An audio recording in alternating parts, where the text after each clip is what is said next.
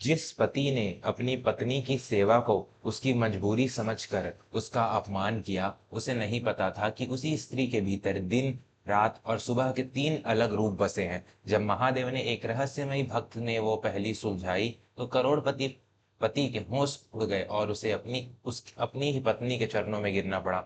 सूर्यगढ़ नाम के एक समृद्ध नगर में वैभवशाली सेठ आदित्यवर्धन का एक बहुत बड़ा साम्राज्य था। आदित्यवर्धन दिखने में अत्यंत प्रभावशाली और धनवान थे, लेकिन उनके भीतर सफलता का एक ऐसा अहंकार था जिसने उनकी आंखों पर पट्टी बांध दी थी। उनकी पत्नी सुनैना साक्षात देवी का स्वरूप थी, धैर्यवान, सेवाभावी और अत्यंत शांत। सुनैना ने कभी अपने पति के सामने ऊंची आवाज में बात नहीं की थी। वह सुबह 4 बजे से उठकर पूरे घर की व्यवस्था, बूढ़ी सासू माँ की सेवा और घर के मंदिर का सारा काम स्वयं करती थी।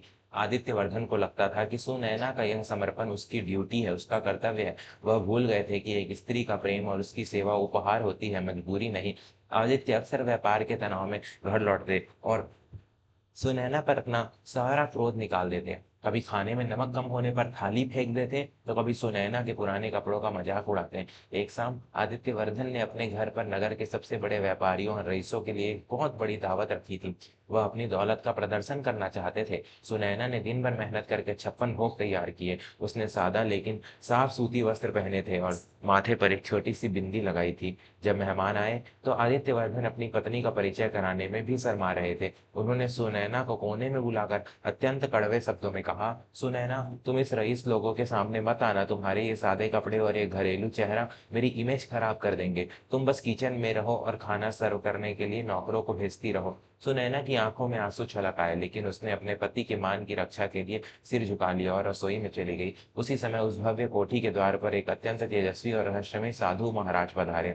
उनके गले में रुद्राक्ष की माला थी और चेहरे पर साक्षात महादेव जैसा तेज। आदित्यवर्धन ने सोचा कि कोई भिखारी आशीर्वाद लेने आया है, तो उन्होंने अहंकार में आकर एक 100 का नोट उनकी ओर उछाला। साधु महाराज मुस्कुराए और बोले, बेटा, मैं यहाँ तेरी दौलत लेने नहीं बल्कि तुझे वो दिखाने आया हूँ जो तू अपनी आंखों के सामने होकर भी नहीं देख पा रहा है।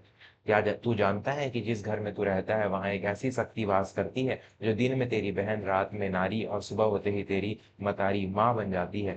अगर तूने उस शक्ति को नहीं पहचाना, तो तेरा यह साम्राज्य धूल में मिलते देर नहीं लगेगी। आदित्यवर्धन हंसने लगे। उन्होंने व्यंग से कहा, महाराज, ये पहेलियां किसी अनपढ़ को सुनाई है। मैं एक प्रैक्टिकल आदमी हूँ। इस घर में मेरी पत्नी है जो सिर्फ एक औरत है, कोई चमत्कार नहीं। साधु महाराज की आंखें अचानक गंभीर हो गई। उन्होंने शांत स्वर में कहा, यही तेरी सबसे बड़ी भूल है आदित्य। आज तू इस पहेली का अर्थ ढूंढ। अगर तू कल सुबह तक ये नहीं समझ पाया कि वो कौन सी स्त्री है जो दिन में बहन, रात में नारी और सुबह माँ का रूप लेती है, तो कल का सूरज तेरा विनाश लेकर आएगा। इतना कहकर साधु महाराज वहां से अंतर ध्यान हो गए।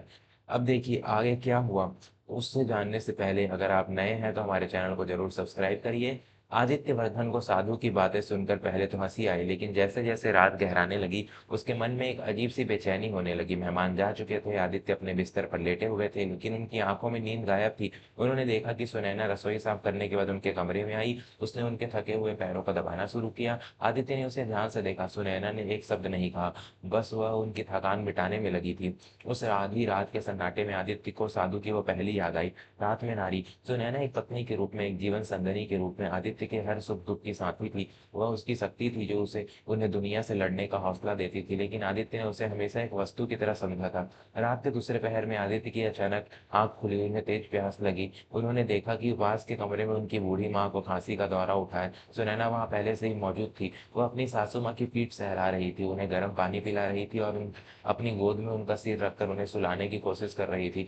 सुनैना के चेहरे पर वही धैर्य और ममता थी जो एक माँ की अपनी संतान के प्रति होती है। आदित्य के मस्तिष्क में साधु का अगला शब्द गूंजा, सुबह होत बन जात मतारी। मतारी यानी माँ। सुनैना केवल आदित्य की माँ की सेवा नहीं कर रही थी, वह बल्कि वह पूरे घर के लिए एक माँ की तरह ही पोषण और सुरक्षा का केंद्र थी। वह सुबह सूरज निकलने से पहले ही अन्नपूर्णा बन जाती थी, ताकि घर का कोई भी सदस्य भूखा न रहे। वह सबकी जरूरतों का ध्यान वैसे ही रखती थी जैसे एक माँ रखती है। सुबह के उजाले के साथ आदित्यवर्धन की बेचैनी और बढ़ गई। उन्होंने देखा कि दिन चढ़ते ही आदित्य का छोटा भाई, जो व्यापार के नुकसान होने के कारण बहुत परेशान था, सुनैना के पास आया। सुनैना ने न केवल उसे प्रेम से खाना खिलाया बल्कि अपनी बचत के कुछ पैसे उसके हाथ में रखते हुए कहा, भैया हिम्मत मत हारना, बुरा वक्त तो चला जाएगा, ये पैसे रख लो, ये तुम्हारे काम आएंगे। आदित्य की आंखों में के सामने बिजली की तरह साधु का तीसरा शब्द कौंधा, दिन में बहन। सुनैना घर के हर सदस्य के लिए, चाहे वह देवर हो या ननद, एक बड़ी बहन की तरह ढाल बनकर खड़ी रहती थी। वह निस्वार्थ भाव से सबकी रक्षा करती थी, सबकी कमियों को ढकती थी और सबको जोड़े रखती थी। तभी अचानक कोठी के बाहर बहुत शोर सुनाई दिया। आदित्यवर्धन के व्यापारिक प्रतिद्वंदियों ने कुछ सरकारी अफसरों के साथ मिलकर उनकी फैक्ट्री और संपत्ति पर कब्जा करने के लिए कागजात पेश कर दिए थे। आदित्य के पैरों तले जमीन खिसक गई। एक बहुत बड़ा गबन का आरोप उन पर लगा था जो सरासर झूठा था, लेकिन सबूत उनके खिलाफ थे। आदित्य को समझ आ गया कि साधु ने क्यों कहा था कि आज का सूरज विनाश लेकर आएगा। वह टूटकर सोफे पर गिर पड़े। तभी सुनैना बाहर आई और उसके हाथों में एक पुराना मखमली डब्बा था। उसने वह डब्बा आदित्य के सामने खोल दिया। उसमें सुनैना के मायके के वो पुश्तैनी जेवर थे जिन्हें उसने कभी नहीं छुआ था। सुनैना ने शांत स्वर में कहा, आदित्य जी, आप घबराइए मत, ये जेवर मेरे पूर्वजों के हैं, इनकी कीमत आज के कर्ज को चुकाने के लिए काफी है, और वो जो आरोप आप पर लग रहे हैं उनके सबूत मैंने अलमारी के गुप्त खाने में सुरक्षित रखे हैं। मुझे पता था कि वो मुनीम गद्दारी कर रहा है, इसलिए मैंने पहले ही असली कागजात बचा लिए थे। आदित्यवर्धन अवाक रह गए। जिसे वह सिर्फ एक औरत समझ रहे थे, उसने अपनी दूरदर्शिता और त्याग से आदित्य के पूरे साम्राज्य को बिखरने से बचा लिया था। तो दोस्तों, आदित्यवर्धन की आंखों में पश्चाताप के आंसू बहने लगे। उन्हें साधु महाराज की वो पहेली अब पूरी तरह से समझ आ गई थी। सुनैना ने आज सचमुच महादेव की शक्ति बनकर आदित्य के घर और सम्मान को बचा लिया था। आदित्य ने देखा कि सुनैना अभी भी वैसी ही शांत थी। उसके चेहरे पर कोई गर्व नहीं था कि उसने आदित्य को बचाया है। आदित्य दौड़कर सुनैना के पास गया और उस भरी सभा में, जहाँ दुनिया के बड़े बड़े लोग खड़े थे, वह अपनी पत्नी के चरणों में गिर पड़े। पूरे दालान में सन्नाटा छा गया। मुझे क्षमा कर दो सुनैना, मुझे क्षमा कर दो। आदित्यवर्धन फूट फूट कर बच्चों की तरफ बिलख रहे थे। मैं अंधा हो गया था। मैंने सोचा कि मेरी दौलत और मेरा रुतबा ही सब कुछ है। मैं ये देख नहीं पाया कि मेरी असली दौलत तो तुम हो। तुमने दिन में मेरी बहन बनकर मेरे भाई को सहारा दिया, रात में नारी बनकर मेरी थकान चुराई, और सुबह होते ही माँ की तरह मेरे पूरे परिवार का पेट भरा। मैं पापी हूँ सुनैना, मैंने साक्षात देवी का अपमान किया। सुनैना की आंखों में भी आंसू आ गए। उसने तुरंत आदित्य को कंधों से पकड़कर उठाया। स्वामी, आप क्या कह रहे हैं, कर रहे हैं? आप तो मेरे सुहाग है। पत्नी का धर्म ही यही है कि वह हर परिस्थिति में अपने पति की ढाल बनी रहे। मैंने जो भी किया वह मेरा प्रेम था, कोई एहसान नहीं। आप बस अपना मान मत गिरने दीजिए। उसी समय भीड़ के पीछे से साधु महाराज प्रकट हुए। उनके चेहरे पर एक संतोष भरी मुस्कान थी। आदित्यवर्धन उनके चरणों में गिर पड़े। साधु महाराज ने कहा, आदित्य, आज तूने जीवन की सबसे बड़ी परीक्षा पास कर ली है। याद रख, दिन में बहन, रात में रानी और सुबह हो तो बन जाए मतारी। यह केवल एक पहेली नहीं बल्कि एक स्त्री के संपूर्ण व्यक्तित्व का सार है। जो पुरुष अपनी पत्नी के इन तीनों रूपों का सम्मान करता है, उसके घर में कभी दरिद्रता और दुख नहीं आ सकते। तूने आज सुनैना के चरणों की धूल को माथे से लगाया है। अब तेरा यह साम्राज्य पहले से भी 100 गुना ज्यादा बढ़ेगा, क्योंकि अब इसकी नींव में एक स्त्री का सम्मान जुड़ गया है। साधु महाराज आशीर्वाद देकर वहां से चले गए। आदित्यवर्धन ने उस दिन के बाद अपना पूरा जीवन बदल दिया। उन्होंने सुनैना को घर की मालकिन नहीं बल्कि घर की साक्षात देवी का दर्जा दिया। अब वह हर छोटे बड़े फैसले में सुनैना की राय लेते थे। उन्होंने अपनी संपत्ति का एक बहुत बड़ा हिस्सा अनाथ कन्याओं की शिक्षा और उनके विवाह के लिए दान कर दिया। सूर्यगढ़ नगर में अब आदित्य और सुनैना की जोड़ी को साक्षात शिव पार्वती के रूप में देखा जाता था। जिस घर में कला और अहंकार का वास था, अब वहां केवल प्रेम और शांति की सुगंध आती थी। सुनैना ने त्याग ने न केवल आदित्य का घर बचाया बल्कि उसकी सोई हुई आत्मा को भी जगा दिया था।